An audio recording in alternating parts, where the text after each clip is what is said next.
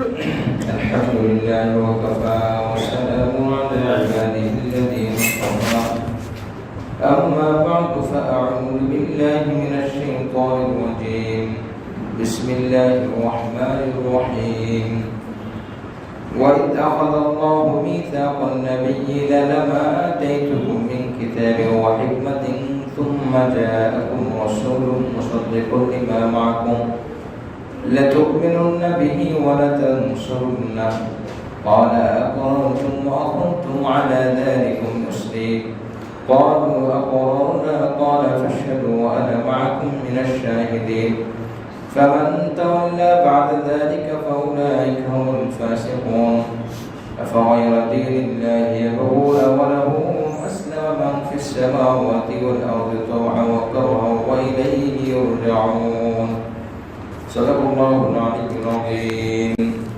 اللهم صل على محمد وعلى آل محمد كما صليت على إبراهيم وعلى آل إبراهيم إنك حميد مجيد اللهم بارك على محمد وعلى آل محمد كما باركت على إبراهيم وعلى آل إبراهيم إنك حميد مجيد أستغفر الله الذي لا إله إلا هو الحي القيوم وأتوب إليه أستغفر الله الذي لا إله إلا هو الحي القيوم وأتوب إليه أستغفر الله الذي لا إله إلا هو الحي القيوم وأتوب إليه الحمد لله سورة آل عمران سورة آل عمران 81 নম্বর আয়াত থেকে তেলাওয়াত করা হয়েছে।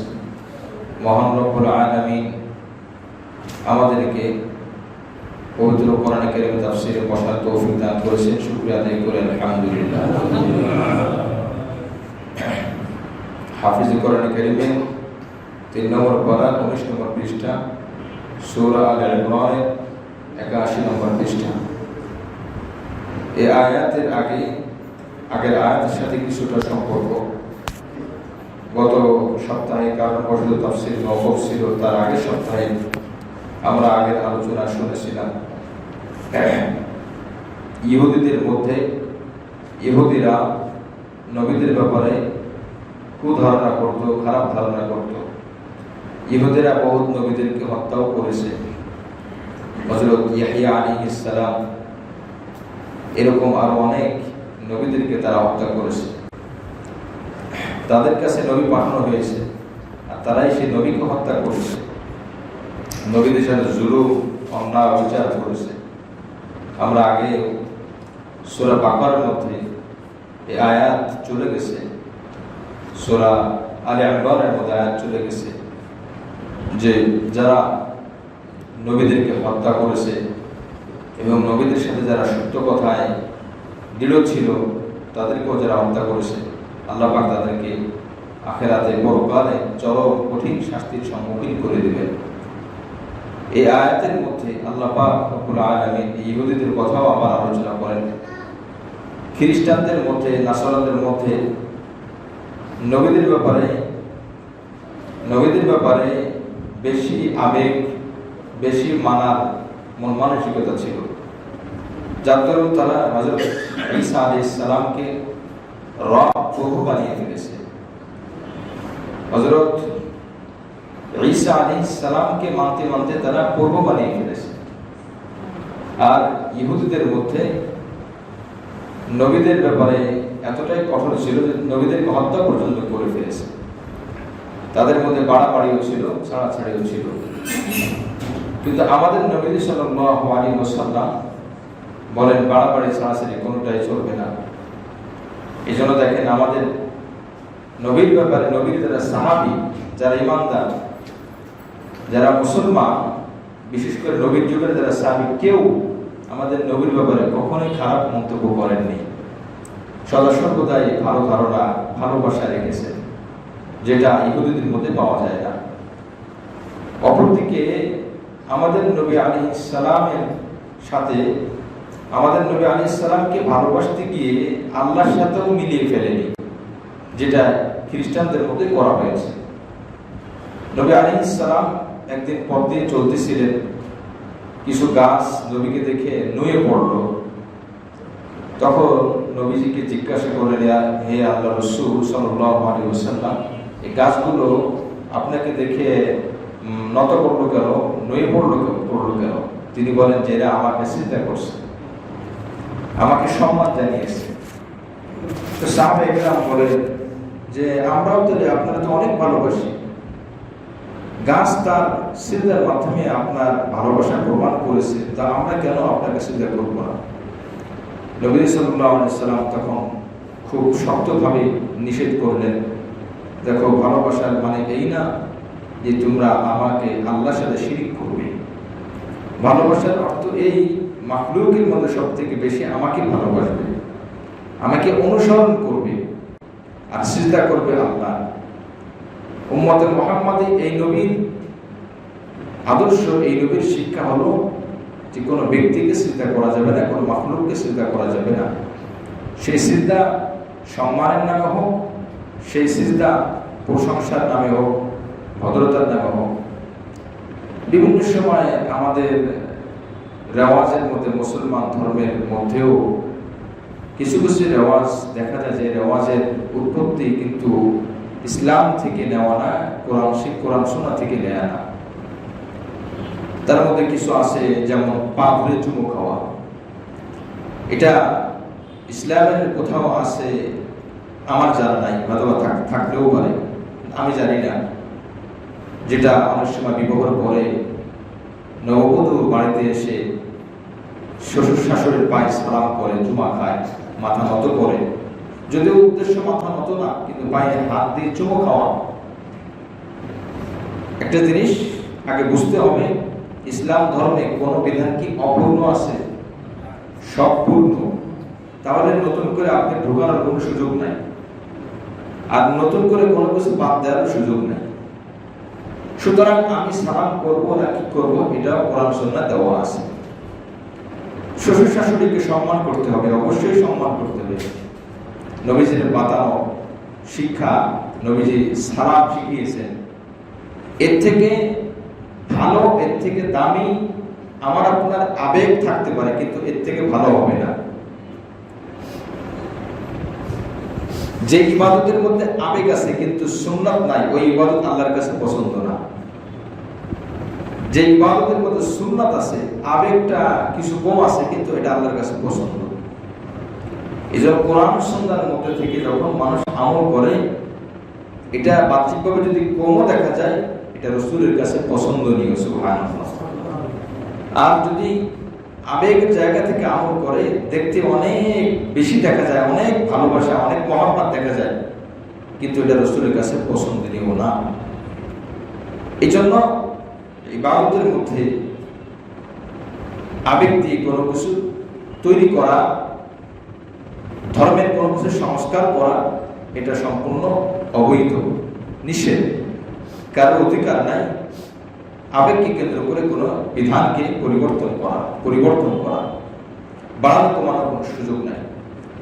তো সালাম সব থেকে উত্তম, সব থেকে দামি শব্দ নবী আলাইহিস সালাম শিক্ষা দিয়েছেন। ছেলের বউ তার শ্বশুরকে সালাম দিবে, উত্তম হলো মুখে সালাম দেওয়া, মুসাফা না করা। আর শাশুড়িকে সালাম দিবে, মুসাফা করবে, মুআনাকাও করবে। অনুরূপভাবে মেয়ের স্বামী, মেয়ের জামাই যখন শ্বশুর বাড়িতে আসবে, তো শাশুড়িকে সালাম দিবে, মুসাফা বেশি জরুরি না, মুসাফা না করাই ভালো। সর্বোচ্চ সম্মানের সাথে তাকে সালাম দিবে, আসসালামু আলাইকুম ওয়া রাহমাতুল্লাহি ওয়া বারাকাতুহু। কত সুন্দর ইসলাম ধর্মের শিক্ষা। অন্যান্য ধর্মের মানুষও মাঝে মাঝে মুসলমানকে খুশি করার জন্য এই সালাম দেয়। একদিন এক ফার্মেসিতে ঢুকলাম, আমি জানি তিনি হিন্দু, আমি নিশ্চিতভাবে জানি, তো আমাদেরকে দেখে তিনি সালাম দিলেন যে এটা বললে খুশি হবে। তারা বুঝলো যে সালাম দিলে খুশি হয় কেন, আমরা মুসলমানরা বুঝি না যে সালাম দিলে খুশির বিষয়।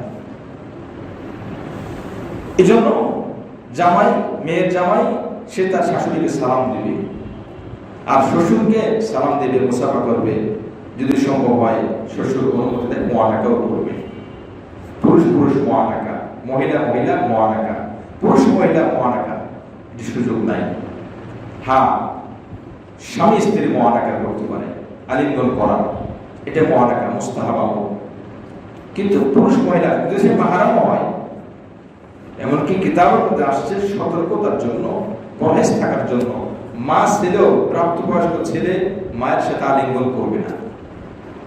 এই মাসালাগুলো কি জানা দরকার কিনা বলেন? এই লাইটটা মাঝখানে লাইটটা জ্বালায় দাও, মাঝখানে লাইট, এই লাইট উপরের দিকে আছে। এটা কেন দেখেন, খুব সূক্ষ্ম বিষয়, আপনারা বললে অবাক হবেন।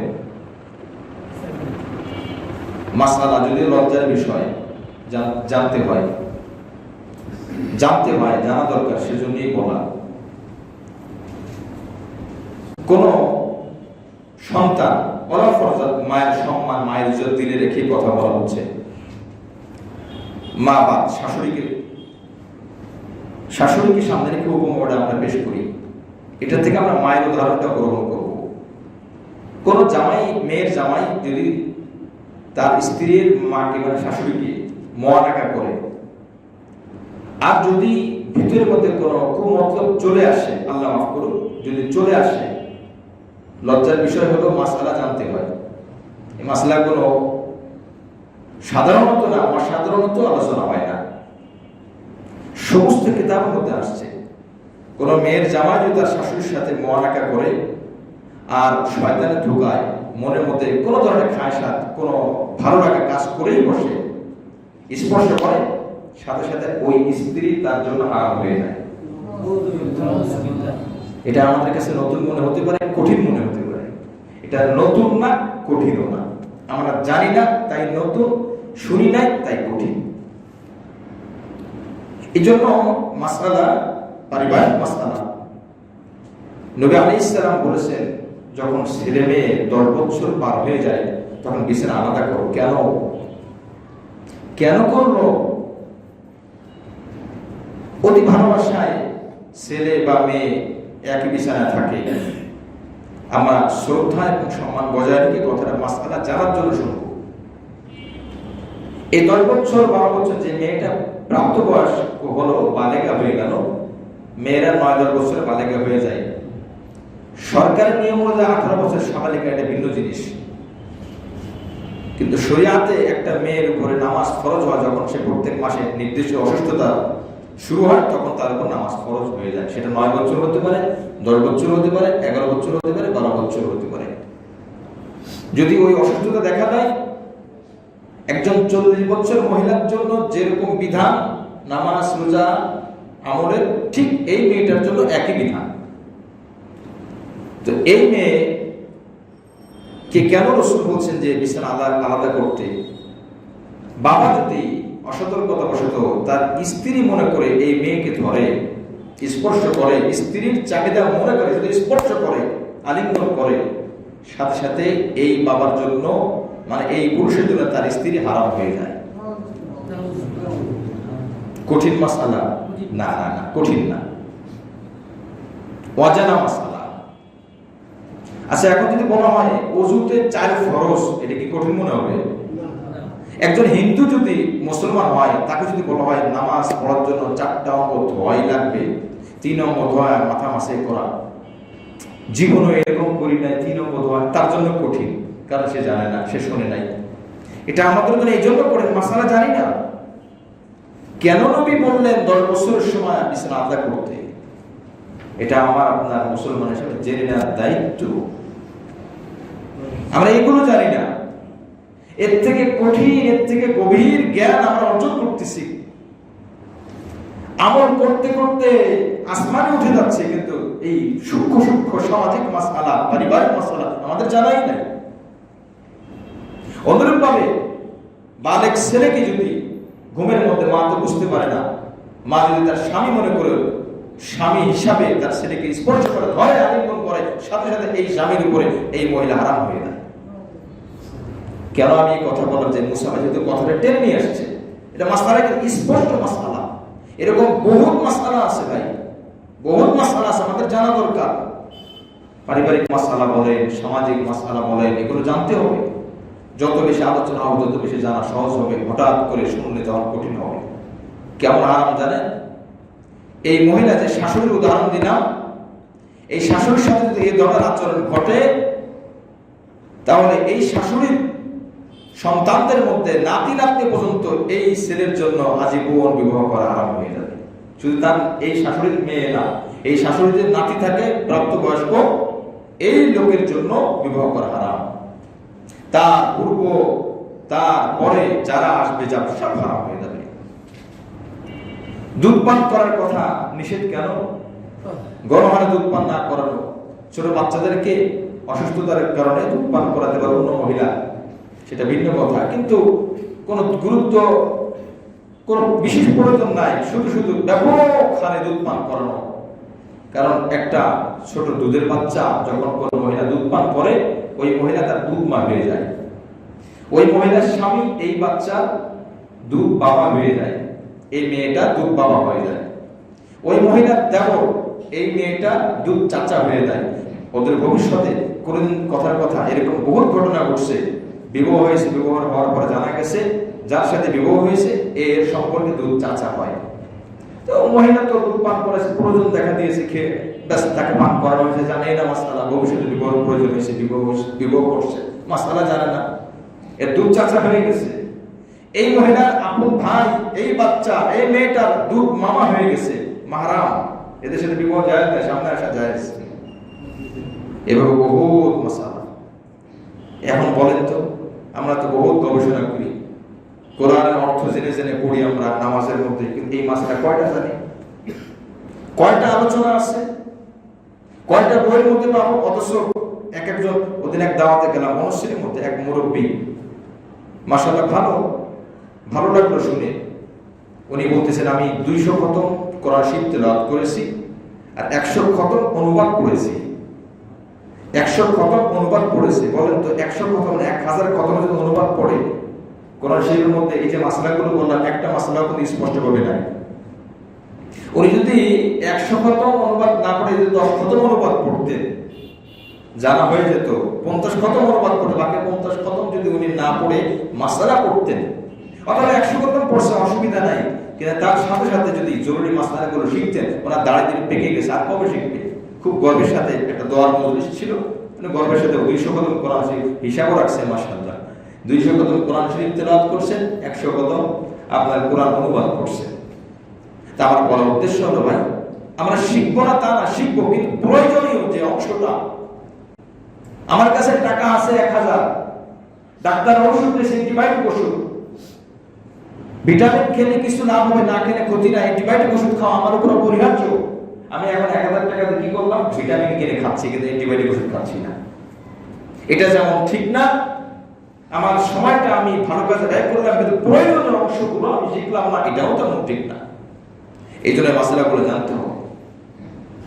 সুতরাং মাথা নুয়ে, যদি এখন ঝগড়া লাগানোর কোনো দরকার নাই। নতুন বিবাহ হয়েছে, যে মাসলা শুনছি যে পায়ে সালাম করা যাবে না, এই নতুন বধূ পায়ে সালাম করলো না, ঝগড়া লাগতে পারে। তো পরামর্শ থাকবে, আপাতত পরিস্থিতি সামাল দেওয়ার জন্য আপনি করেন, আস্তে আস্তে বুঝাবেন। আপনি নতুন জামাই বিবাহ করছেন, পরিস্থিতি সামাল দেওয়ার জন্য হয়তো করতে হবে। আপনার স্ত্রী আপনাকে বললো যে সালাম করো, এখন পরিস্থিতি সামাল দেওয়ার জন্য আপনি করেন, আস্তে আস্তে করেন। এগুলো জানতে হবে, শিখতে হবে, শিখাই দেবো। কি বলবো কথা ঠিক কিনা? নাকি এরকম গণহারে চলতে থাকবে? আজকে যদি গণহারে ছেড়ে দিই, আমরা যদি এখন সালাম করে যদি আপনার সামনে না বুঝাই, এখন তো সালাম করে ওদের ভবিষ্যতে সিজদা করবে, অপেক্ষায় থাকে, সিজদা করবে। কারণ একদিনই মূর্তি পূজা হয় নাই। আপনি কোরআন শরীফ খোঁজেন, সূরা নূহের মধ্যে একদিনে মূর্তি পূজা হয় নাই দুনিয়াতে। আগে ছবি তৈরি করা হয়েছে, এরপরে ছবির সম্মান করা হয়েছে। 5 জন ব্যক্তি, ওয়াদান ওয়ালা সুওয়ান ওয়ালা ইয়াগুসা ওয়া ইয়াউক ওয়া নাসরা, 5 জন ব্যক্তি ছিল। সূরা নূহের মধ্যে আসছে। ইতিহাস তাফসীর পড়েন, তাফসীরের মধ্যে পেয়ে যাবেন। সব তাফসীরে মাআরিফুল কুরআন, তাফসীরে কুরতুবী, বিশুদ্ধ তাফসীরের মধ্যে আপনি পেয়ে যাবেন। তাফসীরে ইবনে কাসিরের মধ্যে গালিবান পেয়ে যাবেন। ওখানে আসছে একদিনই কেউ মূর্তি পূজা করে নাই। ছবির সম্মান করতে করতে এরপর এক পর্যায়ে শয়তানি করিয়েছে সবগুলো, যে এই 5 জন ব্যক্তিকে তোমরা সম্মান করো, তারা মারা গিয়েছে, তাদের ইজ্জত করো। কিভাবে ইজ্জত করবো? তাদের জন্য ইসারে সওয়াব করো। এতটুকু তো ঠিক ছিল, কিছু দোয়া কালাম করে বকশিশ করো, সহি ছিল। ধাপে ধাপে বাড়াইতে পরবর্তী প্রজন্ম আসলো, এসে বললো তোমার বাপদাদারা তো ইসারে সওয়াব করেছে, তোমরা এতটুকু করলে হবে না, তারা তো অনেক মুরব্বী ছিল, তোমরা আর একটু বেশি করতে। কি করতে হবে? যে তোমরা তাদের কবরের কাছে গিয়ে লম্বা সময় দাঁড়িয়ে থাকবে, কিছু কিয়াম টিয়াম করবে। এর পরবর্তী প্রজন্ম আসার পরে বলছে তোমরা শুধু কিয়াম করলে হবে না, তোমরা একটা ছবি তৈরি করো, ছবি তৈরি করে এটাকে তোমরা সম্মানের জন্য রাখবে, আর কিছু করবে না। এসব কিতাবের কথা। এরপরে পরবর্তী প্রজন্ম যখন আসছে বলছে তোমাদের পূর্বপুরুষরা তো যা করছে তাদের জন্য ঠিক ছিল, তোমরা তো অনেক পরে আসছো, তোমাদের আমল তো খুব কম, বেশি করতে হবে। কি করতে হবে? এই 5 জন ছবি করে প্রতিদিন সকালে বেলা একবার চুমা খাবে, ছবি দেখে দেখে একবার চুমা খাবে। এইভাবে ধাপে ধাপে করতে করতে করতে করতে মূর্তি তৈরি করা, ভাস্কর্য তৈরি করা শুরু হলো। এরপর সিজদা করা তৈরি শুরু হলো। এইভাবেই কিন্তু মূর্তি পূজা শুরু হয়, একদিনে হয় নাই। তা আমরা চিন্তা করি যে কোনো জিনিস এতটুকু করলে কি হবে? আরে এতটুকু তো সীমাবদ্ধ থাকবে না। শয়তান তো ঘুমায় নাই, শয়তান তো বসে নাই, শয়তান চেষ্টা করতেছে। আমি আজকে ঘুমা আছে, সে ধান্দা করতেছে কিভাবে আপনার স্বপ্নের মধ্যে আপনাকে ভয় দেখানো যায়। কারণ তাফসীরের মধ্যে আসছে, হাদিসের মধ্যে নবী আলাইহিস সালাম বলেছেন স্বপ্নের 3 প্রকার হয়। তার একটা হলো শয়তান মানুষকে ভয় দেখায়। তার মানে আপনি ঘুমিয়ে আছেন কিন্তু আপনার আমার শয়তান কি নাই? ঘুমায় নাই, সে কিন্তু আপনাকে আমাকে ভয় দেখাচ্ছে।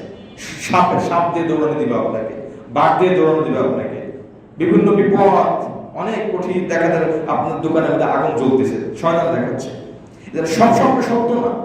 আমরা স্বপ্নে দেখলে কাঁদতে যাবো না, ভয় পাবো না, কারণ বহুত স্বপ্ন আছে যেগুলো শয়তান থেকে আসে, এটা ভয় দেখানোর জন্য, যাতে করে সে বিব্রত বোধ করে, সে ভয় পেয়ে যায়, তার আমলের মধ্যে ত্রুটি দেখা যায়। বিভিন্ন অসৎ উদ্দেশ্যে শয়তান এগুলো করে। এই জন্য আমার ভাই কোরআন সুন্নাহ অনুযায়ী নবী আলাইহিস সালাম শিখিয়েছেন। নবী আলাইহিস সালাম হিকমতে সাহাবায়ে কেরামকে শিক্ষা দিতেন, খুব হিকমত অবলম্বন করতেন, যাতে করে আমলও হয়, পরিস্থিতিও নষ্ট না হয়, খারাপ না হয়। কারণ কোরআনের মধ্যে আসছে ওয়াল ফিতনাতু আশাদ্দু মিনাল কতল। রাসূল কারীম আল্লাহ পাক বলেছেন ফিতনা তৈরি করা এটা কতল থেকেও মারাত্মক। কারণ কতল মানে কতল করলে একজন মানুষ নিহত হলো, কিন্তু ফিতনা তৈরি করলে এমন অবস্থা হয় যে ধাপে ধাপে এটা ধারাবাহিকভাবে চলতে থাকে, এটার বন্ধই হয় না। মুআজ্জাজ হাজিরিন, রাসূল কারীম সাল্লাল্লাহু আলাইহি ওয়াসাল্লামের কাছে একজন কাফের আসছে, এসে বলতেছে মুহাম্মদ আপনাকে আমার ভালো লাগে, তো আমার মনে চায় যে আমি ইসলাম কবুল করি, কিন্তু নামাজ পড়তে আমার বড় কষ্ট লাগে। এই প্রত্যেকদিন 5 ওয়াক্ত নামাজ ওযু করে পড়ে এটা আমার বড় ভারী মনে হয় আমার কাছে, আমি নামাজ পড়তে পারবো না, ইসলামকে কবুল করা সম্ভব? সাহাবায়ে কেরাম খুব তাকিয়ে আছে নবীজি কি বলে। নামাজ পড়বে না, সাহাবায়ে কেরামের আবেগ জজবা, মানে শরীরের উত্তেজনা গরমটা খুব বেশি। তারা ভাবছে যে রাসূল বলবেন না তোমার ইসলামের দরকার নাই, যে ইসলামের মধ্যে নামাজ নাই। কারণ মুসলমান আর হিন্দুর মধ্যে, কাফের মধ্যে পার্থক্য হলো নামাজ। নামাজ আছে তো মুসলমান, নামাজ নাই তো কাফের। তো সাহাবায়ে কেরামের ধারণা হলো যে নবী বলবেন তাহলে তোমার ইসলাম ধর্ম গ্রহণ করার দরকার নেই, কারণ নামাজ যদি না পড়ো তাহলে তুমি তো আগেও যা পড়ো তাই। সাহাবায়ে কেরাম চুপচাপ থাকেন, দেখেন কি করে। নবী আলাইহিস সালাম বললেন আচ্ছা শোনো, তুমি নামাজ পড়তে চাচ্ছ না, কষ্ট হচ্ছে, ঠিক আছে আপাতত নামাজ পড়ার দরকার নাই, তুমি ঈমানটা গ্রহণ করে ইসলাম কবুল করো। তাহলে বাকি 5 ওয়াক্ত কঠিন, তবে তুমি কি 1 ওয়াক্ত করতে পারবা? তাহলে সেটা করলে করা যেতে পারে। নবী আলাইহিস সালাম হিকমত ব্যাস শিখে 1 ওয়াক্ত নামাজ পড়ো, তাকে এইভাবে সুন্দর করে নবীজি দেখালেন, এইভাবে 1 ওয়াক্তই পড়বা যাও। হাদিসের মধ্যে আসছে সাহাবায়ে কেরামের মুখের দিকে তাকিয়ে আছেন, কি যেন বলবেন সাহাবায়ে কেরাম। নবী বলেন তোমরা যে কি বলতে চাচ্ছ আমি বুঝতে পারছি, কিছু একটা মনের মধ্যে আসছে, শোনো আজকে আমি যদি তাকে নামাজের ওসিলায় আমি তাকে বলে দিই না তাকে ইসলাম কবুল করা দরকার না, তাহলে সে আগের মতোই রয়ে গেল। নামাজ না করতে হলে ঈমানটা তো আসুক, ইসলামটা তো কবুল হোক। সাহাবায়ে কেরাম বলেন জি ইয়া রাসূলুল্লাহ, আমরা এবার বুঝতে পেরেছি। আমরা তো খুব মানে ভিতরে চলতেছিল যে নবী কি বললেন এটা। এই জন্য অনেক সময় অনেক কিছু ছাত্ররা অনেক কিছু বোঝে না, যেটা হুজুর বোঝে, কি বলে কথা ঠিক না।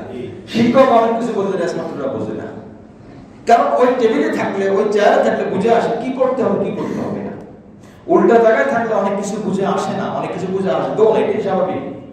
ওই ব্যক্তি কিছুদিন পরে আসছে, আসার পরে বলতেছে, হে মুহাম্মদ, আপনি যে এক ওয়াক্ত দিয়েছেন আমার বড় ভালোই লাগতেছে, আপনি আর একটু বাড়াইতে পারেন। সুবহানাল্লাহ।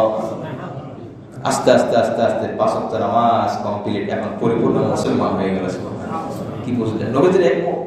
আপনি একবারে সব চাপিয়ে দিয়েন না, অল্প অল্প করে করেন, ভাজে ভাজে রাখেন, তালে তালে রাখেন, ইনশাআল্লাহ একদিন ঠিক হয়ে যাবে। একবারে আপনি তাকে তাল গাছ বানাতে পারবেন না, আগে তার পিছনে কিছু চেষ্টা করতে হবে, মেহনত করতে হবে।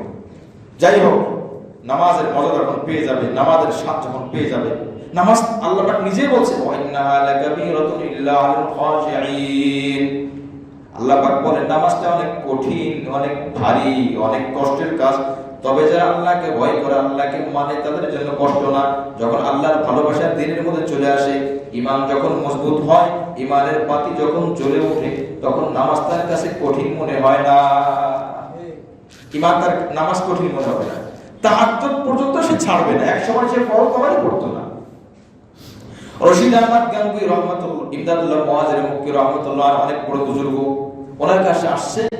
আসার পরে বলতেছে এক লোক যে, আমি আসছে, আমাকে ধরে নিয়ে আসছে আপনার কাছে, আপনি বুজুর্গ মানুষ, শুনছি আপনার কাছে আসলে নামাজ কালাম পড়তে পড়া লাগে, কিন্তু আমি আসছি আপনার সাথে সম্পর্ক করতে চাই, বাকি আপনার মানে হুকুম মানতে পারবো না, নামাজ পড়তে পারবো না, মুসলমান। রশিদ ইমদাদুল মুআজির মুক্কি রহমাতুল্লাহ বলেন, ঠিক আছে, নামাজ পড়া দরকার নাই, তুমি আমার কাছে থাকো, আমার রুমে থাকো। তাকে বুঝাই দেন। শেষ রাতে উঠে ইমদাদুল মুআজির মুক্কি রহমাতুল্লাহ আলাইহি তাহাজ্জুদ নামাজ পড়লেন। তাকে বললেন, ঠিক আছে, নামাজ পড়া দরকার নাই, তুমি একটা কাজ করো, ওযুটা তো করতে পারো। বলে, পারি। তো ওযু করে আমার পিছনে বসো। তো তাহাজ্জুদ নামাজ পড়তে উঠছে ইমদাদুল মুআজির মুক্কি রহমাতুল্লাহ আলাইহি, তাকে বলছে ওযু করতে, সে বসছে ঠিকই, ঘুম তো কষ্ট হয় উঠতে, তার পিছনে বসে ওযু ছাড়া বসে, ওযু করে বসে নাই। ইমদাদুল্লাহ মুআজির মুক্কি রহমাতুল্লাহ আলাইহি তাহাজ্জুদ নামাজ পড়লেন আর আল্লাহর কাছে দোয়া করলেন, আল্লাহ, আমার দায়িত্ব ছিল জায় নামাজ পর্যন্ত তাকে বসানো, ওযু করার কথা বলা, ওযু করার কথা আমি বলেছি, জায় নামাজে আমি বসিয়েছি, আপনার কাছে আমি দোয়া করলাম, ফরিয়াদ করলাম, আপনি আপনার বান্দাকে ওযু করা, নামাজ পড়ার যাবতীয় ব্যবস্থা করে দেন। তিনি দোয়া করতেছেন, কান্নাকাটি করে, ওনার আবেগ দিয়ে উনি করতেছেন। হঠাৎ করে ফজরের পরে হুজুর দেখে সে সুন্দর করে ওযু করে হুজুরের সাথে ফজরের নামাজও আদায় করছে। জিজ্ঞাসা করলো, তুমি না বলছো যে ওযু করবা না, তুমি আর ভালো লাগে না নামাজ পড়তে? আমি বলছি যদিও তোমাকে ওযু করতে। সে বলে, হুজুর, আপনি বলছেন আমাকে বসতে, আপনার পিছনে আমি বসছি। যখন আপনি নামাজ পড়লেন, দোয়া করলেন, আমি বসে বসে জিমায় দিয়েছিলাম, কিন্তু আমার শরীরের মধ্যে জ্বালা পোড়া শুরু হয়, আমার শরীরে জ্বালা পোড়া করতে থাকে। এখন আমি কি করব? আপনি যে দোয়া মোনাজাতে আছেন, আমি একটু ভিজালাম, দেখলাম যেখানে ভিজালাম ওখানে একটু ঠান্ডা লাগলো, আর আমার হাত পায়ে জ্বালা পোড়া করে, আর ওযুর অঙ্গ তো হাত, মুখ আর পা। আমি এই জায়গাগুলো সুন্দর করে পানি দিলাম, প্রথমে স্বাভাবিকভাবে পানি দিলাম, মনে হয় একটু কমলো, আবার বেড়ে গেল। যখন সুন্দর করে আবার করলাম, জ্বালা পোড়া কমে গেল। আবার কিছুক্ষণ পরে জ্বালা পোড়া বেড়ে গেল, ফজরের আযান দিল, আমি আবার ওযু করলাম, সুন্দর করে ওযু করলাম, দেখালাম আমার জ্বালা পোড়া কমে গেছে। এই জন্য আমি জ্বালা পোড়া থেকে বাঁচার জন্য আমি ওযু করে আসলাম, আর আমি ভাবলাম আসলে ওযু করাটাই হলো একটা সুন্দর চিকিৎসা, এই জন্য আমি ওযু করে নামাজ পড়লাম। এই জন্য আস্তে আস্তে মানুষকে বলতে হবে, ডাকতে হবে, তখন সে সঠিক পথে আসবে। যখন তার সাথ পেয়ে যাবে, তখন তাকে আপনি ধাক্কা দিয়ে ফেরাতে পারবেন না। এক এলাকায় এক বুজুর্গ বাদশাহ ঘোষণা করেছে, আমার মেয়েকে বিবাহ দেব, একজন দিনদার ছেলে খুঁজো। দিনদার ছেলে, যুবক ছেলে। দিনদার কোথায় পাওয়া যায়? যে ঠিক আছে, এখন নামাজে আসে কে, 5 ওয়াক্ত নামাজ সুন্দরভাবে আদায় করে, আমল আখলাক ভালো, নেশার সাথে জড়িত না, আড্ডা মারে না, সময় নষ্ট করে না, খারাপ আচরণ না, এরকম ছেলে কোথায় পাওয়া যায়? তো প্রজারা লেগে গেছে, কোথায় ছেলে পাওয়া যায়? রাজার মেয়ের জন্য জামাই খোঁজা দরকার।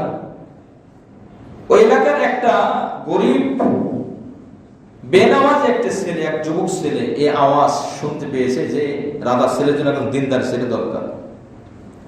সে করছে কি, সুযোগে মসজিদে চলে গেছে, ঠিক আছে আমি মসজিদে থাকবো। এখন মসজিদে ধারাবাহিকভাবে খাবারের সময় বাসায় যায়, প্রয়োজনে বাসায় যায়, আবার মসজিদে চলে আসে। ফজর, জোহর, আসর, মাগরিব, ইশা মসজিদে নামাজ আদায় করে। রাতে ঘুমাতে বাসায় যায়, আবার সকালে চলে আসে। সারাদিন মসজিদে মসজিদ।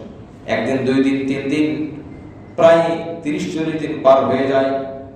এই 30-40 দিন কিন্তু তার নামাজ ছুটে নেই। 30-40 দিনে তার নামাজ বিরোধীভাবে চলতেছে। পরে এক পর্যায়ে এসে বলতেছে, আপনাকে রাজা ডাকতেছে। নিয়ে গেছে তাকে, বলে আমি তোমাকে নির্বাচন করেছি আমার মেয়ের জন্য, আমার মেয়েকে তোমার সাথে বিবাহ দিতে চাই। বলে কেন? বলে দেখো, আমার তোমাকে বড় পছন্দ হয়েছে, আমার কাছে মনে হয়েছে এই এলাকার সব থেকে তুমি বড় একজন নেককার ভালো যুবক। ওই যুবক বলে, রাজা আপনার কথা ঠিক, আমি মসজিদে যখন আসলাম আমার উদ্দেশ্য ছিল আপনার মেয়েকে বিবাহ করব, অর্থাৎ দুনিয়ার জন্য নামাজ শুরু করেছি আমি। একদিন, 2 দিন, 3 দিন, 30 দিন, 40 দিন, 50 দিন পার হয়ে গেল। আমার উদ্দেশ্য আপনার মেয়েকে বিবাহ করা, আমাকে আপনি পছন্দ করবে এই জন্য আমি নামাজ ধরেছি। কিন্তু লম্বা সময় যাবত নামাজ পড়তে পড়তে নামাজের এত মজা আর স্বাদ পেয়ে গেছি, আমি সিদ্ধান্ত নিয়েছি আমি আপনার মেয়েকে বিবাহ করব না। তার কারণ যে নামাজ আপনার মেয়েকে বিবাহ করার উদ্দেশ্যে আমি শুরু করেছি, আজকে এই নামাজ আপনার মেয়েকে বিবাহ করার জন্য না, এখন আমি আমার আল্লাহর জন্য নামাজ পড়ি, আল্লাহর ভালোবাসায়। আমি এখন রাজি না। রাজা বলে, মেহেরবানি করে আমার মেয়েকে তুমি নাও।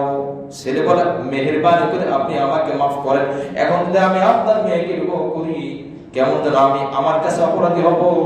আরে আমি তো শুরু করেছিলাম রাজার মেয়েকে বিবাহ করার জন্য, সত্যই তো তাই হয়ে যাবে।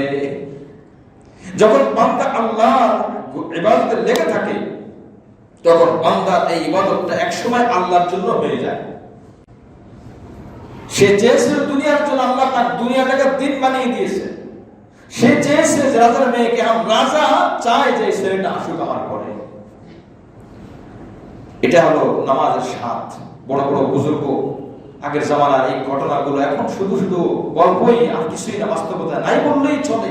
একদম নাই তাও না, বহু আল্লাহর বান্দারা আছে, যতই পয়সা কামাই করো, যতই ব্যস্ত থাকো, আল্লাহকে বলে না। তার মধ্যে একজন আছে ওবায়দুল্লাহ আহমদ, একজন বড় বুজুর্গ, অনেক ব্যবসা, বড় বুজুর্গ, একজন ওই প্রসিদ্ধ বুজুর্গ। অনেক সময় এলাকার মধ্যে নাম দাম থাকে, অনেক বুজুর্গ কবুল হয়, এরকম একজন ব্যক্তি ওই জামানার। একজন লোক হজে যাবে, তুই গেছে ওনার বাড়িতে, যে ওবায়দুল্লাহ আছে, বলে না নাই। কোথায় আছে? বলে ওনাকে এখানে পাবেন না, ওনার ব্যবসা আছে সেখানে চলে, সেখানে পাবেন। তো যে দেখতেছে টাকা হিসাব করতেছে, কারোর থেকে টাকা নাই, কাউকে টাকা দেয়। এই লোকটা হজে যাবে মূলত, এই জন্য ওবায়দুল্লাহ সন্ধানে আসছে। ওবায়দুল্লাহ কাছে এসে বলতেছে, আমি আসছি হজে যাওয়ার জন্য, আপনার সাথে আমি হজ করব। ওবায়দুল্লাহ একটু দাঁড়াবো। কিছুক্ষণ পরে বলে, তুমি কি আমার সাথে হজে যাওয়ার জন্য আসছো? বলে জি।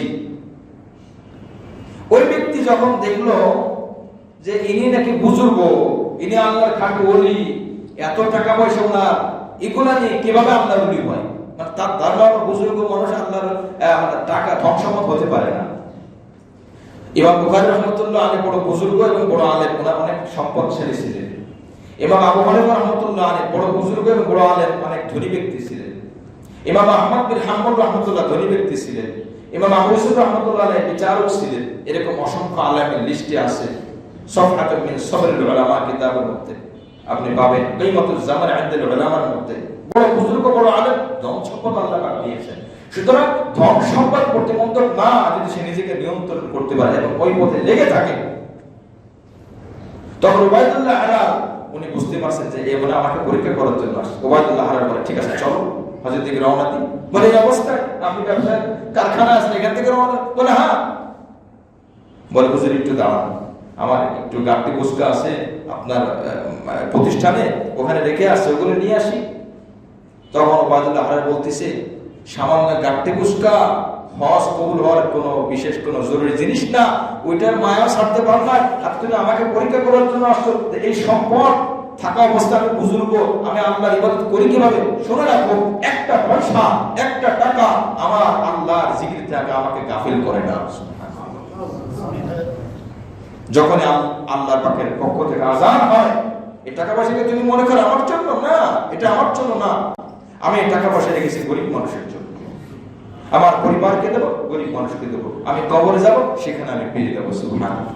আমি আখিরাতে যাব, আমি সেখানে পেয়ে যাবো। এই টাকা পয়সা আমার জান্নাতের ওসিলা, যেমন ওসমান গনির টাকা জান্নাতের ওসিলা। আব্দুর রহমান বিন আউফ উট বুঝাই করে করে আয়েশা সিদ্দিকা রাদিয়াল্লাহু আনহার দরবারে আনছেন, এনে আমার যাকাত, এনে আমার সদকা, আমি আল্লাহর কাছে এগুলো পেতে চাই। এইজন্য আমার সম্পদ আমার ইবাদত থেকে বঞ্চিত করে না, সুতরাং ওই সম্পদ তার জন্য জান্নাতে যাওয়ার কারণ। সুবহানাল্লাহ। হযরত সুলাইমান আলাইহিস সালাম একজন নবী ছিলেন, নিশ্চিত সে জান্নাতি, যেহেতু নবী। সুলাইমান পুরো পৃথিবীর কি ছিল? বাচ্চা ছিল। আল্লাহর ভয় যদি দিলের মধ্যে থাকে, পুরো পৃথিবী কেন, এরকম 10 পৃথিবীর বাচ্চা হলো আল্লাহর গোলামি থেকে তাকে কেউ বঞ্চিত করতে পারে না। এবং তার সম্পদ ছিল কি ক্ষমতা, জিনের উপর ক্ষমতা, পোকামাকড়ের উপর ক্ষমতা, পিঁপড়ার ভাষা পর্যন্ত বুঝতো। পৃথিবীর এমন কোন বাচ্চা আছে যে বাচ্চা পাখির ভাষা বুঝে, যে বাচ্চা পিঁপড়ার ভাষা বুঝে? কোন যে বাচ্চার ক্ষমতা বাতাসের উপর চলে? আল্লাহ পাক সূরা সাবার মধ্যে বলছেন 22 নম্বর পারায় যে বাতাসকে আমি অধীন করে দিয়েছি সুলাইমানের। বাতাসকে আদেশ, এই বাতাস, আমি এই মুহূর্তে চিনে যাব, আমাকে চিনে নিয়ে দাও। সুলাইমান আলাইহিস সালাম সিংহাসন মসনদ সহ উপর দিয়ে উড়াই নিয়ে গেল। সুবহানাল্লাহ। কোন বাচ্চা আছে? দুনিয়ার সব আল্লাহ তাকে দিয়ে দিয়েছেন। একদিন তেন্না আসরের নামাজ পড়তে একটু দেরি হয়ে গেছে, তাফসীর কিতাবের মধ্যে আসছে, 23 নম্বর পারার মধ্যে আসছে, যেই আপনার কারণে দেরি হয়েছে, কিছু উট বা কিছু ঘোড়া উনি গুনতেছিলেন যে ঠিক মতো আছে কিনা। গুনতে গুনতে একটু বিলম্ব হয়ে গেছে, সময় চলে যায় না। বিলম্ব হলো কেন? যে কয়টা উট বা ঘোড়া ওনার গোনার কারণে নামাজ বিলম্ব হয়েছে, সবগুলো তিনি জবাই করে দিয়েছেন। যে এটা আমার দিন ধ্বংস করলো, আমার আমল নষ্ট করলো, এটা আমার আসলে উপকারী না, এটা খারাপ, সুতরাং এটাকে আমি রাখতে পারবো না। এই জন্য ইবাদত, নামাজের ইবাদত যখন স্বাদ যখন ভিতরে চলে আসে, তখন তাকে আর দমায় রাখা যায় না। এমন একটা শক্তি তার চলে আসে সব বিষয় থেকে। ইবাদত রিজালুল লা তুলহিম তিজারাতু ওয়ালা বাইউন আন যিকরিল্লাহি ওয়া ইকামিস সালাতি ওয়া ইতা'iজ যাকাত। কিছু মানুষ এমন আছে, লা তুলহিম তিজারাতু ওয়ালা বাইউন, কিছু মানুষ এমন আছে, আল্লাহ নিজেই কোরআনে বলেছেন 18 নম্বর পারায়, কিছু মানুষ এমন আছে যাদের ব্যবসা বাণিজ্য, যাদের বেচা কেনা আল্লাহ পাক তাদেরকে গাফিল করেন না। এই বেচা কেনা তাকে বাধা দেয় না। বেচা কেনাও ঠিক আছে, আমলও ঠিক আছে, ব্যবসাও ঠিক আছে, আমলও ঠিক আছে, সব ঠিক রাখে। ইয়াখাফুনা ইয়াওমান তাতাকাল্লাবু ফীহিল কুলুবু ওয়াল আবসার। যেদিন মানুষের চোখ উল্টে যাবে ভয় দৃশ্য দেখে, ওই দিনকে সে ভয় করে, আল্লাহকে সে ভয় করে।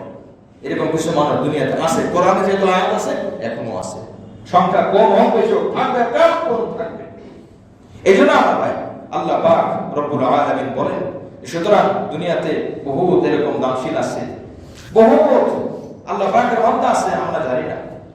এবং রাসূল করিম সাল্লাল্লাহু আলাইহি ওয়াসাল্লামের কাছে এসে এক বড় ভাই অভিযোগ করছে ছোট ভাইয়ের বিরুদ্ধে। ছোট ভাই নবীর কাছে এসে শেখে, জ্ঞান চর্চা করে, কিন্তু কামাই রোজগার করে না। এ নবী, আপনার কাছে আমার ছোট ভাই বারবার আসা যাওয়া করে, একটু সময় যদি আমাকে দেয়, আমার ব্যবসা আর একটু চাঙ্গা হয়, আমার ব্যবসা আর একটু ভালো হইতো, কেন আমার ছোট ভাই সময় দেয় না? অভিযোগ দিলেন কার কাছে? রাসূল করিম সাল্লাল্লাহু আলাইহি ওয়াসাল্লামের কাছে। ব্যবসাটা আর একটু ভালো হতো। নবীজি বললেন, লাআল্লাল্লাহ ইয়ারযুকুকুম বিদুআফাইকুম, মনে রেখো তোমার ব্যবসায় যে লাভ হচ্ছে, যতটুকু হচ্ছে, তোমার এই ভাইয়ের বরকতে হচ্ছে। সুবহানাল্লাহ। তোমার ভাই যে দ্বীন শেখে, তোমার ভাই যে ইলম শেখে, তোমার ভাই যে আমার কাছ থেকে আমল শেখে, তোমার এই ভাইয়ের কারণে হচ্ছে। আল্লাহ রাসূল আরেক হাদিসে বলছেন, দুনিয়াতে যত ধনী মানুষের কাছে সম্পদ আল্লাহ পাক দান করেন, এটা দুর্বলদের কারণে দান করেন। সুবহানাল্লাহ। কারণ দুর্বলদেরকে তারা দেয়, এই জন্য আল্লাহ পাক দান করেন। যদি এরা দুর্বলদেরকে, গরিব মানুষদেরকে দেয়া বন্ধ করে দিত, আল্লাহও বন্ধ করে দিতেন। আল্লাহ ওই সম্পদ দিল আযাবের সাথে সম্পদ দিতেন, যে আযাবের মধ্যে, যে সম্পদের মধ্যে আযাব আছে, ওই সম্পদ আল্লাহ পাক দান করতেন। এজন্য আল্লাহ পাক রব্বুল আলামিন আয়াতের মধ্যে বলেন, নবী আলাইহিস সালামকে ওয়ালা ইয়াকুনুকুম আন তাত্তাখিযুল মালায়েকাতা ওয়ান নাবিয়্যিনা আরবাবা। তোমাদেরকে আদেশ দেবে না যে তোমরা ফেরেশতা এবং নবীদেরকে আল্লাহ বানিয়ে ফেলো, রব বানিয়ে ফেলো। ইহুদিরা নবী আলাইহিস সালামকে যখন দেখে যে কোরআনের দাওয়াত দেয়, ইসলামের দাওয়াত দেয়, তখন ইহুদিরা বলে, হে মুহাম্মদ তুমি একটু যাও। খ্রিস্টানরা বলে তুমি একটু যাও, ঈসাকে যেমন আমরা গোলামি করি, ঈসার পূজা করি, তোমারও পূজা করি। তখন আল্লাহ পাক আয়াত নাযিল করছেন। আমাদের নবী বলেন, না না না, আমি কখনো রব হতে চাই না। আল্লাহ পাক তো বলেছেন তোমাদের কারোর জন্য জায়েজ নাই যে ফেরেশতা, নবী এদেরকে তোমরা খোদা বানিয়ে ফেলবে। খোদা, রব তো একমাত্র আল্লাহই। এটা আল্লাহ পাক বলেন, আয়ামুরুকুম বিল কুফরি বা'দা ইয আনতুম মুসলিমুন ওয়ালা আয়ামুরুকুম বিল কুফরি বা'দা ইয আনতুম মুসলিমুন। তোমাদের কি তোমাদের নবীরা কুফরের আদেশ দেয় তোমাদের ইসলাম গ্রহণ করার পরে? অর্থাৎ দেয় না, প্রশ্নটা একটা নাবাচকের জন্য প্রশ্ন। তোমাদেরকে কখনোই কোন নবী কিন্তু ওই নবীকে গোলামি করা, ওই নবীকে সিজদা করার আদেশ কোন নবী দেন নাই। ঈসা আলাইহিস সালাম কি বলেছেন যে আমার পূজা করো তোমরা? বলেন নাই, বরং বলেছেন আল্লাহর গোলামি করো, আমার আনুগত্য করো, আমার পদ্ধতি, আমার দেখানো পথ অনুযায়ী আল্লাহর সিজদা করো। তারা সরাসরি ঈসাকে খোদা বানিয়ে ফেলেছে। তো তারা তো তাদের নবীদেরকেই মানে না। আমরা আমাদের নবীদেরকে মানি, কি বল কথা ঠিক না? আমরা আমাদের নবীদেরকে মানি। আমাদের নবী বলছে যে আমি নবী তো সবথেকে উত্তম, সিজদা পাওয়ার যোগ্য থাকলে আমি নবী পাইতাম। আমি যেহেতু পাই না, দুনিয়ার কেউ কাউকে তোমরা সিজদা করবে না, একমাত্র আল্লাহকে সিজদা করবে। সুতরাং আমরা আমাদের নবীকে মানি, তোমরা তোমাদের নবীদেরকেও মানো না। তোমরা দাবি করে তোমরা হিন্দু ধর্মের, তোমাদের ওই ধর্মের নবীকেও তোমরা মানো না। কারণ আল্লাহ পাক কোরআনে বলছে তোমাদের কিতাব তোমরা নিজের হাতে পরিবর্তন করে চলবে, ঠিক না? আল্লাহ পাক বলছেন তোমাদের ধর্মের ইনজিল তাওরাত তোমাদের নিজ হাতে তোমরা পরিবর্তন করেছো, কিন্তু এই কোরআনকে আমরা পরিবর্তন করছি না। আমাদের কোরআন আল্লাহ যেভাবে দিয়েছেন আমরা সেভাবে মেনে নিয়েছি, এভাবে আমরা পছন্দ করি। আল্লাহ পাক বলেন যখন সমস্ত নবীদের কাছ থেকে আল্লাহ পাক, আমরা তো সবাই জানি রূহের জগৎ থেকে আমরা স্বীকারোক্তি দিয়ে আসছি। আল্লাহ পাক সব রূহকে এক জায়গায় জমা করে বলেছিলেন আমি কি তোমাদের রব নই? আদম আলাইহিস সালাম থেকে নিয়ে শেষ ব্যক্তি পর্যন্ত সবার রূহ এক জায়গায় ছিল। রূহ সবার আগে থেকে তৈরি আছে, দুনিয়াতে এখনো যারা আসে না, রূহ এখানে আছে, আলেম আরওয়াহ বলে। তো আল্লাহ পাক বলেছিলেন আমি কি তোমাদের রব নই? সবাই আমরা বলছিলাম হ্যাঁ আপনি আমাদের রব। সাথে সাথে নবীদের কাছ থেকে একটা অঙ্গীকার নেওয়া হয়েছে, সেই কথাটাই আল্লাহ 81 নম্বর আয়াতে বলেন وَإِذْ أَخَذَ اللَّهُ مِيثَاقَ النَّبِيِّينَ لَمَا آتَيْتُكُم مِّن كِتَابٍ وَحِكْمَةٍ ثُمَّ جَاءَكُمْ رَسُولٌ। এই তোমাদের থেকে আমি অঙ্গীকার নিলাম যে আল্লাহ পাক বলেন নবীদের কাছ থেকে আমি অঙ্গীকার নিয়েছি আমি আল্লাহ। কোন নবী? যাদেরকে আমি আল্লাহ পাক বলেন যে তোমাদেরকে আমি যে কিতাব দিয়েছি, যে হিকমত দান করেছি, অথবা তোমাদের কাছে যখন কোনো রসুল আসবে, যে রসুল তোমাদের এই কিতাবকে, খুব অনুবাদটা একটু ভালো করে বোঝা দরকার। আল্লাহ পাক সমস্ত নবীদেরকে বলেন, আমাদের নবী ছাড়া একদম আদম আলাইহিস সালাম থেকে নিয়ে ঈসা আলাইহিস সালাম পর্যন্ত সমস্ত নবীদেরকে বলেন যে তোমাদের কাছ থেকে আমি অঙ্গীকার নিলাম, তোমাদেরকে তো কিতাব দিব, তোমাদেরকে হিকমত দিব, যে তোমাদের কাছে তোমাদের পরে যদি রসুল আসে, অর্থাৎ আমাদের নবী আসে, আর এই রসুল যদি তোমাদের পিছনের সব কিতাবকে সত্যায়ন করে, অর্থাৎ আমাদের নবী বলেন, আমাদের নবী সাল্লাল্লাহু আলাইহি সাল্লাম ইনজিলকে স্বীকারোক্তি দিয়েছেন কিনা? ইনজিল সহি নবী বলেছেন, তাওরাত সহি নবী বলেছেন, জাবুর সহি নবী বলেছেন, পিছনের সব নবীরা সত্য, সব নবীদের যত সহিফা, যত কিতাব আছে সবগুলো সহি আমাদের নবী বলেছেন। এই কথাটা আল্লাহ পাক বলেন যদি স্বীকারোক্তি দেয় লাতুমিনুন্না বিহি, আর তখন তাহলে তোমরা কি করবে? ওই নবীর উপরে ঈমান আনবে, মানে ওই নবীর কথাকে বিশ্বাস করবে এবং ওই নবীকে তোমরা সাহায্য করবে, আল্লাহ পাক বলছেন। এরপর আল্লাহ পাক বলেন ক্বাল আকরারতুম ওয়া আখাযতুম আলা যালিকুম ইসরি, হে আমার নবীরা, সমস্ত নবীরা আমাদের নবী ছাড়া তোমরা কি এই কথাকে স্বীকারোক্তি দিলে এবং আমার ওয়াদা কি তোমরা গ্রহণ করছো? ক্বালু আকরারনা, সমস্ত নবীরা তখন বলল হে আল্লাহ আমরা আপনার স্বীকারোক্তি গ্রহণ করলাম। সুবহানাল্লাহ। তাহলে সব নবী রাসূল বলে গিয়েছেন, আদম আলাইহিস সালাম থেকে ঈসা পয়গম্বর পর্যন্ত সব নবী কিন্তু আমাদের নবীর কথা বলেছেন। ঈসা আলাইহিস সালাম আমাদের নবীর কথা বারবার বলেছেন। মুসা আলাইহিস সালাম ইহুদি ধর্মের নবী, মুসা আলাইহিস সালাম তাওরাতের মধ্যে আমাদের নবীর কথা বারবার বলেছেন যে ওই নবী সত্য, যিনি আসলে তাকে মেনে নিবে, তার কথা তার স্বীকারোক্তি তোমরা দিবে, তিনি সত্য নবী। আমরাও আল্লাহ পাকের কাছে ওয়াদা করে আসছি রূহের জগতে আল্লাহ পাক যেভাবে তাদের কাছ থেকে ওয়াদা নিয়েছেন তা আমরা স্বীকার করে দিয়েছি। ক্বালা ফাশহাদু, আল্লাহ পাক বলেন তোমরা সাক্ষ্য থাকো, তোমরা সাক্ষী থাকো। ওয়া আনা মাআকুম মিনাশ শাহিদিন, তোমরা সাক্ষ্য দিলে, তোমরা সাক্ষী বলে যে শেষ নবীকে তোমরা মানবে। শেষ নবী, যেই নবী পিছনের সব কিতাবকে সত্যায়ন করবে, ওই নবীকে তোমরা মানবে। তোমরা সাক্ষ্য দিয়েছো, আমি আল্লাহও তোমাদের সাথে সাক্ষ্য দিলাম। সুবহানাল্লাহ। তাহলে সব নবী সাক্ষ্য দিয়েছেন আমাদের নবী সত্য, আমাদের নবীর কিতাব সত্য। ওই নবীর উম্মত দাবিদার হয়ে যদি বলে মুহাম্মদ রাসূলুল্লাহ নবী না, যদি বলে কোরআন সহিহ না, তাহলে ওই নবীর উম্মত আসলে সেও হতে পারে না। সে হলো উম্মত না, মিথ্যাবাদী। বাপ বলতেছে এই কথাটি সত্য, আর ওই বাপের সন্তান দাবিদার হয়ে বলে না আমার বাবা ভুল বলছে, আমার বাবা মিথ্যা কথা বলছে, তাহলে ওই সন্তান তো ওই বাপের সন্তান হতে পারে না, বাপের বিরুদ্ধে চলে।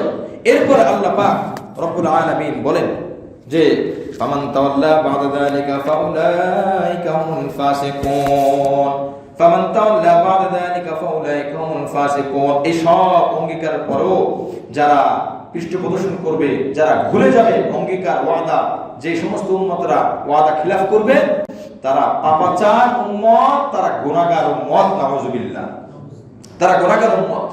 নবী আলাইহিস সালাম কে যারা স্বীকার দিবে না, তারা কখনোই খাঁটি উম্মত না, তারা সহিহ উম্মত না, তারা মুশরিক, তারা কাফের, যারা নবীকে মানবে না। এরপরে 83 নম্বর আয়াত আল্লাহ পাক বলেন আফাগায়রা দীনিল্লাহি ইয়াবগুনা ওয়া লাহু আসলামা মান ফিস সামাওয়াতি ওয়াল আরদি তাওআন ওয়া কারহান ওয়া ইলাইহি ইরজাউন। যারা আল্লাহর দ্বীন, আফাগায়রা দীনিল্লাহি ইয়াবগুনা ওয়া লাহু আসলামা, আফাগায়রা দীনিল্লাহ, আল্লাহর দ্বীন অর্থাৎ ইসলাম, ইসলাম ছাড়া অন্য ধর্ম যারা নবী মুহাম্মদ আসার পরও ইসলাম ছাড়া অন্য ধর্ম গ্রহণ করবে, আল্লাহ পাক বলে এটা আমার ধর্ম না। নবী মুহাম্মদ আসার পরে আমি আল্লাহর ধর্ম ইসলাম, যারা আমার নবী আসার পরে আমার নবীর ধর্ম ইসলাম মানবে না, অর্থাৎ আমার ধর্ম ইসলাম মানবে না। ইয়াবগুনা আফাগায়রা দীনিল্লাহি ইয়াবগুনা, তোমরা কি আমি আল্লাহ ইসলাম ধর্ম ছাড়া অন্য কিছু তালাশ করো, অন্য কোনো ধর্মের উপরে তোমরা আছো? কেউ ইহুদি ধর্ম, কেউ খ্রিস্টান ধর্ম, কেউ শিরকের উপরে, কেউ মূর্তি পূজার উপরে, কেউ অগ্নি পূজার উপরে, কেউ তারকা পূজার উপরে, বিভিন্ন জাতি বিভিন্ন পূজার উপরে। আল্লাহ পাক বলেন ওয়ালাহু আসলামা মান ফিস সামাওয়াতি ওয়াল আরদি তাওআন ওয়া কারহা, ওই আল্লাহকে বিশ্বাস করে নিয়েছে, ওই আল্লাহর ইসলামকে সমর্থন করেছে যারা আসমানে আছে, যারা জমিনে আছে। তার মানে আমাদের নবী যে সত্য নবী, আমাদের নবীর ধর্ম সত্য ধর্ম, আসমানের সকল ফেরেশতারা আর জমিনের সকল প্রাণী মেনে নিয়েছে। সুবহানাল্লাহ, সকলেই মেনে নিয়েছে। আগ্রহী হোক অনাগ্রহী হোক, অনাগ্রহী কি কেউ ইসলাম ধর্ম মানে? বলে ইসলাম ধর্ম মানে না, কিন্তু আল্লাহর কিছু কিছু হুকুম অনিচ্ছা সত্ত্বেও মানে। সেটি কিভাবে? তাফসীরের মধ্যে আসছে যে আল্লাহ পাক যে ফয়সালা করেন, এই ফয়সালা কিন্তু সবাই একসময় মেনে নেয়। মনে করেন এখন বৃষ্টি হলে খুব ক্ষতি হয়, মুসলমান তো মনে প্রাণে মেনে নেয়, কিন্তু একজন খারাপ মানুষ, একজন কাফের মানুষ, সে কিন্তু মানে না। তো না মানলে কিছু করার আছে? এই বৃষ্টিকে সে ঠেকাইতে পারবে? তাহলে এটাও তো মানা হইল। অনেক সময় আল্লাহর ফয়সালা স্বামী তাকে রোগ দিব, সে অসুস্থ হবে, তো তার তো মনে চাচ্ছে না আমি অসুস্থ হই, সে কাফের, সে গালিগালাজ করতে পারে, কিন্তু রোগ আসলে সে কি ঠেকাইতে পারবে? তো সেও কিন্তু মেনে নিল। আল্লাহ পাক এই কথাই বলছেন। এবং যখন মত হবে, একজন কাফের চায় না যে তাড়াতাড়ি মৃত্যু হোক আমার, আর একটু পরে মরি, আর একটু পরে মরি, আল্লাহ পাক বলেন তোমার মরার টাইম এখন, সুতরাং সেও কিন্তু মেনে নিচ্ছে। তো আল্লাহ পাক বলেন ইচ্ছা অনিচ্ছা সবাই মেনে নিতে হবে। ওয়া ইলাইহি তুরজাউন, আর তার কাছে তোমাদের ফিরিয়ে দেওয়া হবে। এরপরে 84 নম্বর আয়াতের মধ্যে আল্লাহ পাক বলেন হে নবী আপনি বলে দিন। এখন দেখেন মানে সত্য এবং চিরসত্য কথা হলো যে আমরা যারা আমাদের নবী মুহাম্মদ সাল্লাল্লাহু আলাইহি ওয়াসাল্লামের উম্মত দাবিদার মুসলিম, আমরা কিন্তু সব নবীদেরকে মানি। আমরা সব নবীদেরকে মানি কি অর্থে? সত্য নবী, বিশুদ্ধ নবী, সহিহ নবী। আমলটা আমাদের নবীরটা করব, কিন্তু সত্য নবী এটা আমরা মানি। আল্লাহ পাক এই কথা শিখিয়ে দিচ্ছেন, কুল আপনি বলে দিন আমান্না বিল্লাহ, আমরা আল্লাহর উপর ঈমান আনলাম, ওমা উনজিলা আলাইনা, এবং আমি নবী আমার উপরে যা কিছু নাজিল হয়েছে কোরআনের যতগুলো আয়াত নাজিল হয়েছে সবগুলো আমরা সবগুলোর উপর ঈমান আনলাম। ওয়া মা উনজিলা আলা ইব্রাহিম, ইব্রাহিম আলাইহিস সালামের উপরে যা নাযিল হয়েছে সেগুলোকে আমরা বিশ্বাস করলাম। আমরা সবাই বিশ্বাস করেছি কিনা? সবাই বিশ্বাস করেছি। ইব্রাহিম আলাইহিস সালামের উপরে আমরা বিশ্বাস করলাম। ওয়া ইসমাঈলা, ইসমাঈল আলাইহিস সালামের উপরে বিশ্বাস করেছি। ওয়া ইসহাক ওয়া ইয়াকুবা ওয়াল আসবাত, এবং তাদের বংশধরের মধ্যে যত নবী রাসূল এসেছেন তাদেরকেও আমরা বিশ্বাস করি। ওয়া মা উতিয়া মূসা, মূসা আলাইহিস সালামকে যা দেয়া হয়েছে তাকেও আমরা বিশ্বাস করি। মূসা আলাইহিস সালামকে কি দেয়া হয়েছে? তাওরাত কিতাব। ওয়া মা উতিয়া মূসা ওয়া ঈসা, ঈসা আলাইহিস সালামকে যা দেয়া হয়েছে, কি দেয়া হয়েছে? ইনজিল শরীফ। আমরা এটাকেও বিশ্বাস করি। কি হিসেবে বিশ্বাস করি? এটা সত্য। তবে বর্তমানে ইনজিল না, বর্তমানে ইনজিল তো পরিবর্তন করতে করতে পুরো খেসুড়ি বানিয়ে ফেলছে। খেসুড়ি খেসুড়ি ভেজাল, মধুর তো শেষ আছে, কিন্তু ভেজাল ইনজিলের শেষ নাই। সব হাত দিয়ে পরিবর্তন। পৃথিবীর মধ্যে বলা হয় তোমরা তোমাদের এক পিস ইনজিল আলো, এই ইনজিল কিতাবটা সব খ্রিস্টানরা মেনে নেবে, এটাই সত্য আনো, তারা কিন্তু পারবে না, অপারগতা প্রকাশ করবে না, আমরা এটা পারবো না। কিন্তু যদি পৃথিবীর একদম অজগরা গায়েব থাকে, একজন সাধারণ মূর্খ মুসলমানকে বলা হয় তোমার ধর্মের কিতাব তুমি এনে দেখো তো, ওই ধর্মের কিতাব আমাদের ধর্মের কিতাব, ওই একজন মূর্খ মানুষ কোরআন শরীফ আনবে, এটা শিক্ষিত মানুষের কাছে রাখা হোক, গরিব এলাকায় রাখা হোক, ধনী এলাকায় রাখা হোক, পৃথিবীর যে প্রান্তে রাখা হোক না কেন, যত মুসলিম আছে সবাই কিন্তু এই কোরআনটাকে মেনে নেবে। সুবহানাল্লাহ। তার মানে আমাদের ধর্ম সত্য ধর্ম, এটাই এত বড় প্রমাণ। আল্লাহ পাক বলেন ওয়ান্নাবিয়ুনা মির রাব্বিহিম, রবের পক্ষ থেকে যত নবী রাসূল এসেছেন কোরআনের মধ্যে 25 জন নবীর কথা উল্লেখ করা হয়েছে। এছাড়াও আরো অসংখ্য নবী রাসূল আল্লাহ পাক দুনিয়াতে পাঠিয়েছেন। লা নুফাররিকু বাইনা আহাদিম মিনহুম, আমরা তাদের মাঝে কোনো পার্থক্য সৃষ্টি করি না। আচ্ছা, পার্থক্য সৃষ্টি না করার অর্থ কি? পার্থক্য সৃষ্টি করি না অর্থ হলো যে সবাই নবী, হ্যাঁ মর্যাদায় কারো কম বেশি হতে পারে, সেটা ভিন্ন কথা, কিন্তু সব নবী সত্য নবী, এটা আমরা মানি। তাহলে আমরা আমাদের নবীর উম্মত, আমাদের নবীর শিক্ষা মুসাকে সত্য মনে করো, মনে করলাম। আমাদের নবীর শিক্ষা ঈসাকে সত্য মনে করো, মনে করলাম। যারা খ্রিস্টান তাদের নবী তো ঈসা, যারা ইহুদি তাদের নবী তো মুসা, তারাও কিন্তু বলেছিল আমাকে সত্য মনে করবা, এবং যদি মুহাম্মদকে পাও তাকেও সত্য মনে করবা। কিন্তু বর্তমান এই তথাকথিত খ্রিস্টান আর ইহুদিরা আমাদের নবীকে সত্য মনে করে না। তার মানে তাদের নবীর কথাও মানে না। তাদের নবী তো বলেছেন যে মুহাম্মদ আসলে সত্য মনে করবে, তাকে মেনে নেবে। ঈসা আলাইহিস সালাম বলছেন মুহাম্মদ আসলে মেনে নেবে, তারা তো এই কথা মানলো না। অর্থাৎ কেমন যেন তাদের নবীর কথাও তারা মানে নাই। আর আমাদের নবী বলছেন সব নবী সত্য নবী, সহি নবী, বিশ্বাস রাখতে হবে। যদি কোন নবীর ব্যাপারে, কোন একজন নবীর ব্যাপারে এই বিশ্বাস হয় ঈসা আলাইহিস সালাম যে নবী, আমি এটা মানি না, নাউযুবিল্লাহ, তার ক্ষেত্রে ঈমান থাকবে না। এজন্য সমস্ত নবীদেরকে আমরা নবী হিসেবে স্বীকৃতি দিয়ে যাচ্ছি, বাকি আমল করতে হবে এই নবী। লা নুফাররিকু বাইনা আহাদিম মিনহুম ওয়া নাহনু লাহু মুসলিমুন, আমরা সবাই মুসলমান, অর্থাৎ ওই আল্লাহকে মেনে নিয়েছে, আল্লাহর সমর্থন, আল্লাহর কথাগুলোকে আমরা মেনে নিলাম। ওয়া মান ইয়াবতাগি গায়রাল ইসলামি দীনা, 84 আয়াত 85 নম্বর আয়াত, ওমাইয়া বাতাকা ওয়াল ইসলামি দীনা, যারা ইসলাম ছাড়া অন্য কোন ধর্মকে তালাশ করবে, যারা বলবে আমি ইসলাম মানি না, আমি খ্রিস্ট ধর্ম মানি, আমি ইহুদি ধর্ম মানি, আমি শিখ ধর্ম মানি, আমি নাসরা ধর্ম মানি, যদি কেউ এরকম বলে, আল্লাহ পাক বলেন দুনিয়াতে ভরে সিজদা করে ফেলে, ইবাদত করতে করতে সিজদা করতে করতে দুনিয়ার সব জায়গায় সিজদা পড়ে যায়, সব জায়গায় সব প্রত্যেকটা দিন সে রোজা পালন করে, দান সদকা করে, যত আমল করুক না কেন আল্লাহ পাক বলে দিলেন ফালা ইউকবালা মিনহু, তার পক্ষ থেকে ইসলাম ছাড়া যা কিছু আল্লাহর কাছে পেশ করবে আল্লাহ পাক বলেন আমি ওটাকে কবুল করব না। ইসলাম ছাড়া অন্য কোনো ধর্ম কবুল করা হবে না, কোন ধর্ম কবুল করা হবে না, এবং কোন আমল কবুল হবে না। কারণ তার ঈমানই যদি নাই তো তার আমল দিয়ে কি হবে? সে তো এদিকের ছাত্রই না, এখন সে যত সুন্দর করে পরীক্ষা দিক, এই পরীক্ষার কোনো ফলাফল নাই, কারণ সে ছাত্র হতে হবে আগে। আল্লাহ পাক বলেন ওয়া হুয়া ফিল আখিরাতি মিনাল খাসিরিন, আর এই ব্যক্তি আখিরাতে চরম ক্ষতিগ্রস্তের অন্তর্ভুক্ত হয়ে যাবে।